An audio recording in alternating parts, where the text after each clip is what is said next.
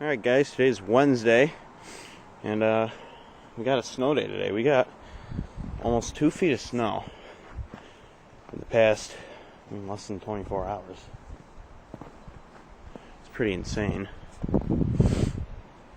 Look at the poor John Deere LT160.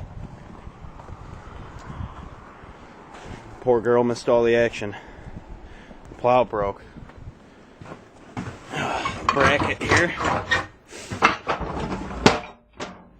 Bracket here.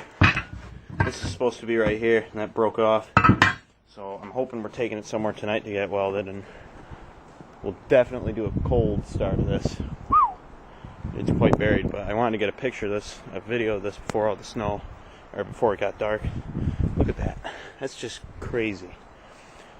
Poor Massey. We'll have to blow a path for her sometime this week or weekend.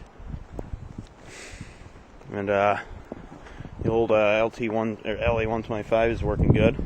Used that a ton today.